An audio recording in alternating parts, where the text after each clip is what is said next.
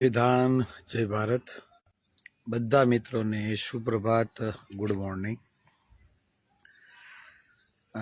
સવારની પોરમાં આપણે વાત કરવાની છે સ્થાનિક સ્વરાજ્યની ચૂંટણીમાં જે લોકોને ટિકિટ નથી મળતી તે બાબતે। 3-4 દિવસથી આ ઘણા મિત્રોના ફોન આવે છે જે આમ આદમી પાર્ટીમાં જોડાયેલા છે, કોંગ્રેસમાં પણ છે અને બીજેપીમાં છે, ને ફોન કરીને કહી છે ચિરાગભાઈ અમે દાવેદારી નોંધાવીએ છીએ, અમારા વિસ્તારમાં સૌથી વધારે વસ્તી આપણા ભાઈઓની છે અને અમે ઉમેદવારી નોંધાવીએ છીએ। પણ થાય છે એવું કે જે વિસ્તારમાં વર્ષો થયા પોતાના પરિવાર સાથે રહે છે તે જ વિસ્તારમાં સૌથી વધારે વસ્તી કોળી સમુદાયની હોય, ઓબીસી સમાજની હોય, પણ કોઈ પણ પક્ષમાંથી જ્યારે તમે ઉમેદવારી નોંધાવો છો તો ટિકિટ માટે તમારે 5-5, 10-10 વ્યક્તિને ભલામણ કરવી પડે કે મારી ટિકિટનું ફાઇનલ થાય એવું કંઈક કરજો। કહેવાનો મતલબ એ કે સૌથી વધારે વસ્તી આપણી, સૌથી વધારે મત આપણા, છતાં ભાજપ, કોંગ્રેસ અને આપ જેમની પાસે ઉમેદવારી માંગવી છે તેના માટે ભલામણ કરાવવી પડે છે। આ વાસ્તવિકતા છે। તમારા આજુબાજુ નજર કરી લેજો, જે રાજકીય પક્ષો સાથે જોડાયેલા હોય તેમને પણ પૂછજો તો તમને ખ્યાલ આવશે કે હાલની પરિસ્થિતિમાં સૌથી વધારે આ ગુજરાતમાં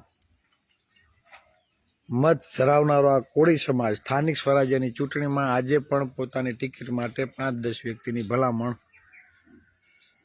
કરાવે છે અને ઘણા લોકો ગાંધીનગરના ચક્કર મારીને પણ આવ્યા છે।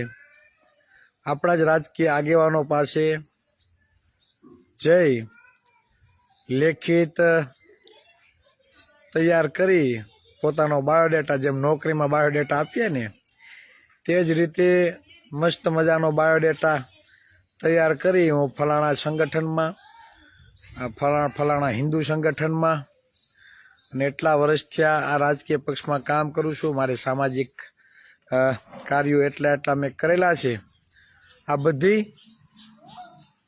બાબતો એડ કરી મસ્ત મજાનો ડેટા બનાવી સરસ ફોટા સાથે અને આપણા રાજકીય આગેવાનોની પણ ભલામણ કરે છે અને બીજા સાથી મિત્રોને પણ કહેવરાવે છે કે ટિકિટ મળે તેની માટે ભલામણ કરજો।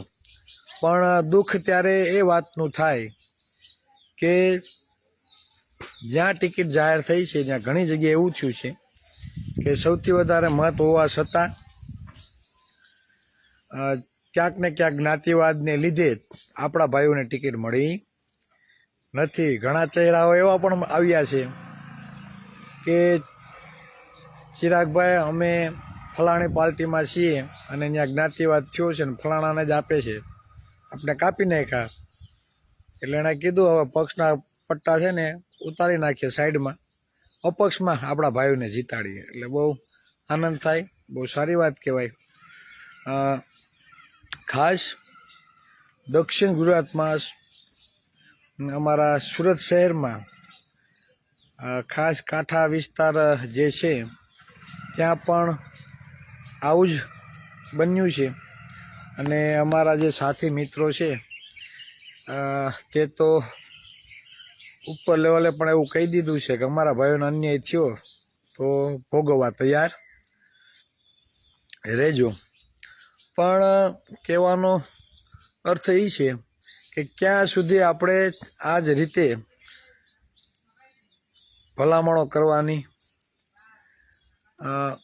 અહીંયા સુરત કતારગામ બાજુ એક ગોવિંદજી હોલ છે, આપણા કોળી સમાજનો બહુ મોટી વાડી છે.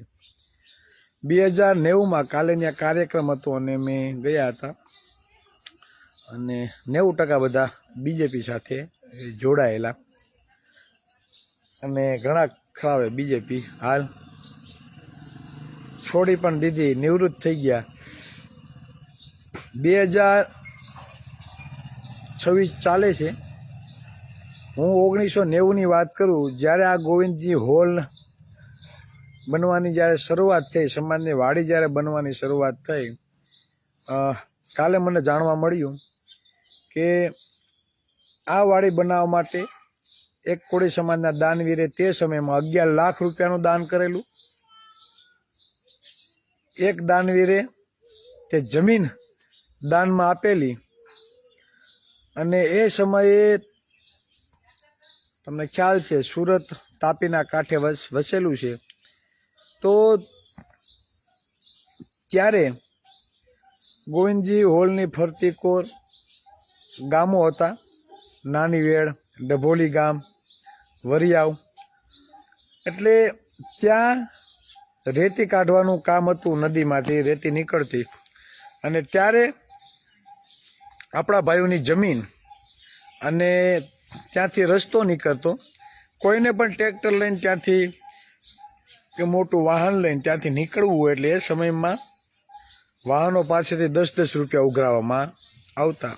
1990ની વાત કરું અને જે વ્યક્તિ તે પૈસા ઉઘરાવતા, જે મિત્રો તે પૈસા ઉઘરાવતા, તે જ લોકોએ મને વાત કરી કે એ સમયમાં ચિરાગભાઈ 1990માં અહીંથી કોઈને ટ્રેક્ટર લઈ જવું હોય ને અમારા રસ્તામાંથી તો અમે 10 રૂપિયા તેમની પાસે લેતા અને એ 10 રૂપિયા ક્યાં વાપરવામાં આવતા? આ સમાજની વાડી બનાવવામાં. અને આજે આ સમાજની વાડીમાં દરેક સમુદાયના લોકો પ્રસંગ કરે છે. બહુ મસ્ત મોટી એસી હોલ સાથે નીચે પાર્કિંગની વ્યવસ્થા, બહુ મોટી વાડી ગોવિંદજી હોલ. સુરત આવો તો એક વખત અવશ્ય મુલાકાત લેજો. આ વાત છે 1990ની. ટ્રેક્ટર લઈને નીકળવું હોય ને તો એ 10 રૂપિયા લેવામાં આવતા, આપણો વિસ્તાર. અને આજે આવા ઘણા બધા વિસ્તારો છે જ્યાં ટિકિટ માટે 5-10 વ્યક્તિની ભલામણ કરવી પડે છે. એટલે કાલે આપણે સ્પષ્ટ વક્તા રહ્યા, સ્પષ્ટ વાતો કરેલી અને જે પણ ભાજપના આગેવાનો હતા, કોંગ્રેસના હતા અને આપ સાથે જોડાયેલા હતા, આ બધાને એવું કીધું કે ટિકિટ ના મળે તો ભીખ માગવાનું બંધ કરો, અપક્ષમાં ઉમેદવારી નોંધાવજો, અમને કહેજો, અમે પ્રચાર કરવાશું. એટલે કહેવાનો તાત્પર્ય એ છે કે આજે પણ સૌથી વધુ વસ્તી ધરાવનાર આ કોળી સમાજની ટિકિટ માટે ભલામણો કરવી પડે છે અને છતાં પણ ટિકિટ કાપી નાખવામાં આવે છે. એટલે આ છે વાસ્તવિકતા. કાલે કોળી સેનાના એક સમૂહ લગ્ન હતા અને આ લગ્નમાં મેં વિડીયો જોયો. દમણના સાંસદ ઉમેશભાઈ કોળી પટેલનો, અપક્ષ સાંસદ ઉમેશભાઈ કોળી પટેલનો, તેમનું જે 3-4 મિનિટનું મારી પાસે પ્રવચન આવ્યું છે, તેના શબ્દો આવ્યા છે, તે બધાએ સાંભળવા જોગ છે. સાંભળજો, મજા આવશે. એમણે જે વાત કરેલી છે કે આપણી જનસંખ્યા મુજબ આપણી પાસે 90 ધારાસભ્યો હોવા જોઈએ, સાંસદો પણ 12-15 હોવા જોઈએ, પણ એ દેખાતા નથી. આપણો મુખ્યમંત્રી હોવો જોઈએ, તે પણ નથી. એટલે આ દમણના સાંસદનું નિવેદન છે, ઉમેશભાઈ કોળી પટેલનું નિવેદન છે. સમજજો. કદાચ ચિરાગભાઈ બોલે તો કદાચ વિશ્વાસ ના હોય, સાંસદ કક્ષાના એક વ્યક્તિ, કોળી સમાજના એક જાગૃત રાજકીય નેતા જો જાય સ્ટેજ ઉપરથી વાત કરતા હોય તો આપણા સમાજે કંઈક એમાં વિચારવું જોઈએ અને આપને ક્યાં ક્યાં અન્યાય થાય છે તે પણ વિચારવું જોઈએ. કદાચ તેના પાસે આંકડાકીય માહિતી ના હોય પણ તમને ખ્યાલ નહીં હોય, અસંખ્ય નોકરીઓ તમારી ખવાઈ રહી છે, અસંખ્ય. કદાચ તમારી 35% વસ્તી છે ને તો તમને હું એમ કહું કે 5-7% આરક્ષણ મળતું હશે કદાચ, કેમ કે 60% ઓબીસીની વસ્તી, 70% આરક્ષણમાં મળ્યું છે, 70% લેખે ભરતી નથી થતી, માત્ર 15, 16, 17, 18% ભરતી થાય છે. એ જ જગ્યાએ હાલ ઈડબ્લ્યુએસની જે 10% આરક્ષણ છે તેની 15%, 20% પણ ભરતી જોવા મળી રહી છે. વર્ગ 1 અને 2, ક્લાસ 1 અને 2 ઓફિસરમાં પણ આપને જે અન્યાય થઈ રહ્યો છે તે કોઈ સીમા બહાર. મૌખિક ઇન્ટરવ્યુમાં મસ્ત મજાનો જાતિવાદ, કદાચ કોઈ એકાદાનું સિલેક્શન કોળીમાંથી કદાચ થતું હોય, બાકી બધાને ઉડાડી આપવામાં આવે છે. આ વાસ્તવિકતા છે. આજે નહીં તો ભવિષ્યમાં તમારે આ સમજવું પડશે, એના વગર છૂટકો નથી. કાલે જે કતારગામ ગોવિંદ હોલમાં મારો વારો આવ્યો બોલવાનો, એટલે મેં સ્પષ્ટ શબ્દમાં કીધું, તમારા જ કતારગામમાં તમે જો જે કિરણ હોસ્પિટલ પાટીદાર સમાજના આગેવાનોએ બનાવેલી છે, મુખ્યમંત્રી મોદી સાહેબ હતા ત્યારે એમની રૂબરૂ મુલાકાત થઈ અને એમને કીધું કે 100 કરોડનો પ્રોજેક્ટ લઈને આવ્યા છે. મોદી સાહેબ એવું કીધું, 100માં હોટલ ના બને ભાઈ, 1000 કરોડનો પ્રોજેક્ટ લઈને આવો હું તમારી સાથે. અને આજ પાટીદાર સમાજ 1000નો પ્રોજેક્ટ તૈયાર કર્યો અને સરકારે આજની તારીખમાં જે જમીન એને આપેલી છે કિરણ હોસ્પિટલ બનાવવા માટે, તે 1000 કરોડની જમીન અંદાજે હશે. કહેવાનો મતલબ છે પાટીદાર સમાજ શિક્ષિત છે, સંગઠિત છે, એ લોકો માંગણી કરે છે અને મળે છે, અમને કાંઈ વાંધો નથી. પણ જે બંધારણમાં સમાનતા સમાન અવસરની જે તમે જે વાત છે અને તમે જે હમણાં સમાન નાગરિકતાનો જે કાયદો લઈને આવ્યા છે બધાને ઉલ્લુ બનાવવા માટેનો, તો આમાં તો કાંઈ મને લાગતું નથી કે સમાનતા હોય તેવું. ક્ષત્રિય અને પાટીદાર સમાજના આંદોલનકારીઓના કેસો પાછા ખેંચાઈ જાય, બીજા ઓબીસી, કોળી, એસસી, એસટી સમાજના આંદોલનો લટકી રહે છે. આ વાસ્તવિકતા છે. જ્યાં જ્યાં આંદોલનો થયા છે ત્યાં શું રિઝલ્ટ મળ્યું છે? સૌથી વધારે મહત્વ જોતા કાંઈ રિઝલ્ટ મળ્યું નથી. આ બહુ બધી ગંભીર બાબતો છે. હવે છેલ્લે હું એક મારી વાત પૂરી કરીને વિરામ આપું. લાઠી તાલુકાનું માથડી જ ગામ, કદાચ હું ગામમાં ભૂલ મારી ના થતી હોય, એ ગામમાં 70 થી 75% વસ્તી કોળી સમુદાયની, અને તે ગામની આજુબાજુ માઇનિંગ થાય, માઇનિંગ થાય છે. અને આ માઇનિંગને કારણે ખનિજ ચોરી, ધૂળ, પથ્થર આવું બધું કાઢે ને, અને એ બાબતે એમાં ટોટા ને એવું બધું ફોડતા હોય, અને જે માઇનિંગ થાય એ માઇનિંગના લીધે તે ગામની દિવાલો, મકાનો આમાં તિરાડો પડી ગઈ છે, પોપડિયું પડી ગઈ છે. આખા ગામનું વાતાવરણ ખોરવાઈ ગયું. બાળકોની સ્કૂલ છે તેમાં પણ તિરાડો પડી ગઈ. તે જવા દો, જ્યાં માઇનિંગ થાય છે આજુબાજુની જે પણ જમીનો છે, વિડીયો અમારા પિન્ટુભાઈએ મૂકેલો છે, જોઈ લેજો. એ જમીનો આજે ખેડવા લાયક રહી નથી. તમને ધૂળના ગોટા જ તમને જોવા મળે છે. અને 2 દિવસ પહેલાં લગભગ ત્યાંથી તે ડમ્પર ચાલે છે તે ડમ્ફરોએ આપણા કોક ભાઈને ટક્કર મારેલી અને ત્યારબાદ આ વાતાવરણ ઉગ્ર બનેલું અને ગામના લોકો ડમ્ફરો ન ચલાવવા બાબતે આડા બેસી ગયા કે અહીંથી ડમ્ફરો ચાલવા જોઈએ નહીં.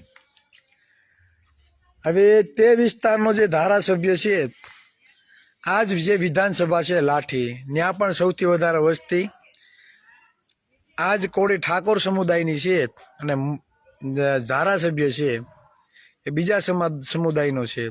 આજ સુધીમાં ક્યારે પણ કોળી ઠાકોર સમુદાયને એમએલએની ટિકિટ આપવામાં આવી નથી, કોઈ બી પક્ષે. બીજું એ કે 70-75% એ ગામમાં આપણા લોકો રહેતા હોય એટલે એમએલએને શું ઉપાધિ હોય, એના સમુદાયના લોકો તો રહેતા નથી. કોણ રહે? સૌથી વધારે કોળી ઠાકોર સમુદાયના. એટલે મકાન પડે, એના બાળકોને ભણવામાં તકલીફ થાય, એની જમીનો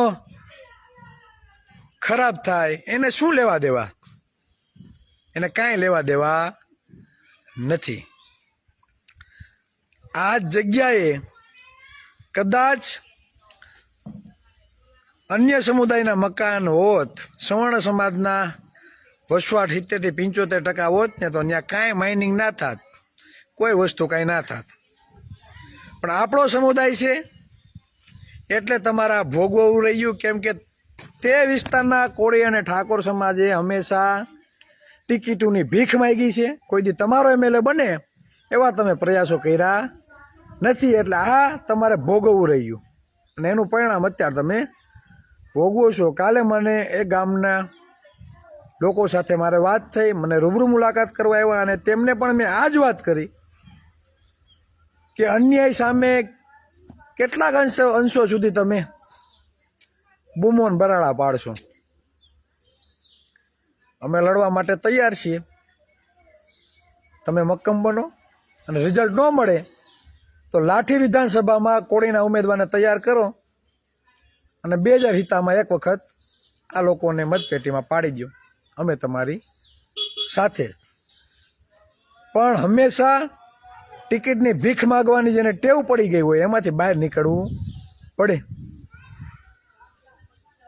ધોરાજીમાં જે બનાવ બન્યો એમાં 2 આરોપીના નામ લખવામાં આવ્યા, 2 આરોપીના નામ લખવામાં નથી આવ્યા. ત્યાં પણ 2-3 દિવસ ત્યાં મારા વાતચીત થઈ છે. કાલે પણ એક આગેવાન સાથે વાતચીત થઈ. અન્યાય થાય છે, તમે કહો કે ફલાણોનો હાથ છે, એ નથી, એણે બધું કર્યું છે, તે લોકો નામ નથી ઉમેરવા દેતા, રાજકીય ષડયંત્ર છે. તો મેં કીધું ધોરાજીમાં બીજા નંબરનું વોટિંગ કોળી સમાજનું છે. તમે કોઈ દી તમારો એમએલએ બને એવો પ્રયાસ કર્યો છે ખરા કે નહીં? તો ક્યાં સુધી અન્યાયની બરાડા અને બૂમો પાડવાની? સમાજને જે દિશામાં લઈ જવાનો છે, જે લોકો દ્વારા તમને અન્યાય થઈ રહ્યો છે તે જ લોકોને તમારે વિધાનસભામાં મોકલવા છે. તમારો મોકલવો જ નથી. તમારા મગજમાં ખાલી એવું બેસી ગયું છે કે ભાજપ, કોંગ્રેસ, આ રાજકીય પક્ષો ટિકિટ આપે તો જ ધારાસભ્ય બને, બાકી બને નહીં. આ મગજની જે માનસિકતા છે એમાંથી બહાર નીકળવું પડશે. લડશો તો મળશે. ઘરે ઘરે જાગૃતિ લાવવી પડે, વાસ્તવિકતા લોકોને બતાવવી પડે અને આપણો વ્યક્તિ વિધાનસભામાં જાય, આપણો ચહેરો વિધાનસભામાં જઈ તમારા સમાજના ન્યાય માટે, તમારા સમાજના હક અધિકારો માટે, તમારી સમાનતા, તમને યોગ્ય અવસર મળે તેના માટે વિધાનસભામાં અવાજ ઉઠાવે તે ખૂબ જરૂરી છે. એટલે ઘણી બધી આવી સીટો છે. થાય છે એવું જ્યાં સૌથી વધારે કોળી સમાજના મત છે ને ત્યાં 2 ઉમેદવાર આપણા ઊભા રહી, ત્રીજા બીજા સમુદાયમાં ઊભો રહી અને પછી આપણા હારી જાય, ત્રીજો ફાવી જાય. તો ઘણી બધી એવી સીટો છે ભાઈ, જ્યાં 1લા નંબરનું મતદાન આપણું છે, બીજા નંબરનું મતદાન આપણું છે અને 3 પક્ષમાંથી બીજા સમુદાયના ઊભે છે. આપણે કોઈ સમુદાયનો વિરોધ નથી, પણ આઝાદીના 75 વર્ષ પછી પણ આમ નામ હાયલું આવે છે ભાઈ. આઝાદીના 75 વર્ષ પછી આના થિયરી હાલે છે. આપણે પ્રભુત્વ મળતું નથી એટલે આ વાત થાય છે. કદાચ કોકને એમ થાય કે ચિરાગભાઈ જાતિવાદ કરે, પણ આ 75 વર્ષ છે આમ નામ હાલે છે એકને એક રૂટીન ભાઈ. એટલે આપણે કેવું પડે. કહેવાનો મતલબ એ કે સૌથી વધારે જ્યાં વસ્તી આપણી, વોટ આપણા, ત્યાં જો એક જ સમુદાયના વ્યક્તિને 3 પક્ષમાંથી ટિકિટ મળે તો આંખો ખુલી આવી જોઈએ અને આપણામાંથી એક જણાએ ઉમેદવારી નોંધાવી જોઈએ. આ વાસ્તવિકતા છે. એટલે કહેવાનો મતલબ એ છે કે ઘણું બધું આપણે ગુમાવી રહ્યા છીએ.